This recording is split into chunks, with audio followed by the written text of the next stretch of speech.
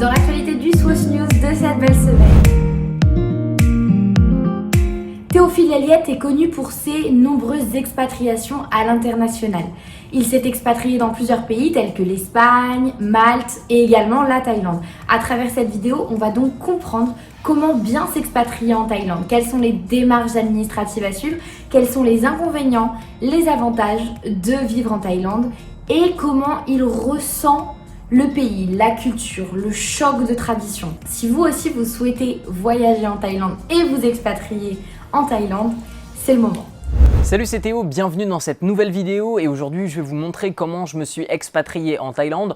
Je vais vous dire les avantages, les inconvénients, les différents pays dans lesquels j'ai pu voyager et m'expatrier puisque je ne suis pas ma première expatriation. Je vais vous parler également des inconvénients de la Thaïlande et à la fin je terminerai sur un plan d'action que vous allez pouvoir appliquer pour vous aussi vous expatrier en Thaïlande si c'est ça que vous avez envie de faire.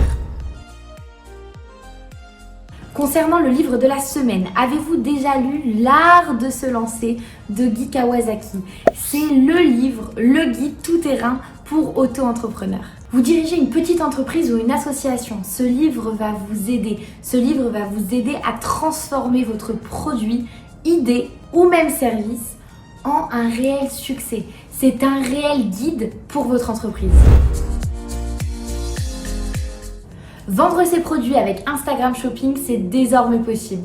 Instagram a lancé en 2018 Instagram Shopping, qui regroupe un ensemble de fonctionnalités qui permet aux entreprises de vendre leurs produits en ligne. Ces nouvelles fonctionnalités permettent aux utilisateurs, par exemple, de taguer certains produits, d'effectuer des collections et de pouvoir sélectionner des collections sur des catalogues, par exemple, de certains produits. Également de pouvoir mettre en avant et faire la promotion de leurs produits au sein de la communauté Instagram.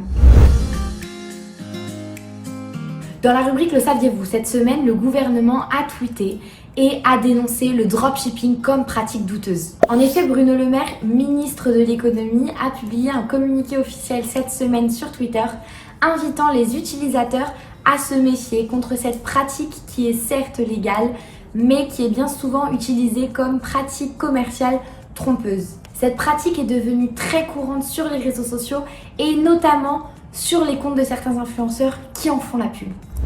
Avez-vous entendu parler du Dogecoin? Il s'est cette semaine rapproché du top 3 des crypto-monnaies. Ce 16 avril, le Dogecoin a bondi de 200% pour établir un nouveau record à 0,42 $. Depuis une semaine, son ascension est sans limite et la crypto-monnaie continue de voir sa capitalisation exploser. Le Dogecoin concourt maintenant pour atteindre le podium qui est constitué de Bitcoin et Ethereum.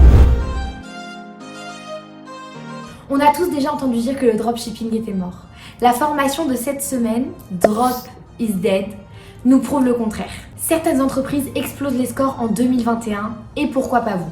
À travers cette formation, vous allez être guidé, accompagné à travers des études de cas bien précises, sur des thèmes bien précis et avec des intervenants qui eux-mêmes ont fait du chiffre en 2021. Scoop de la semaine, Stéphanie Durand et Théo Sogiu attendent leur premier enfant. Après plusieurs semaines de rumeurs, c'est décidé, c'est officiel. La Belle Brune a décidé de prendre la parole sur son Instagram et d'officialiser et d'annoncer à ses internautes la bonne nouvelle. Et c'est ce dimanche 11 avril que Stéphanie a décidé de prendre la parole et d'annoncer à travers une jolie photo sur la plage de Dubaï avec son mari, en voyant bien le petit ventre arrondi, qu'elle est enceinte. On leur souhaite tout le bonheur du monde. Merci à toutes et à tous d'avoir suivi cette nouvelle édition du Swiss News et on se retrouve la semaine prochaine pour du nouveau contenu. N'hésitez pas à liker ou commenter la vidéo si elle vous a plu.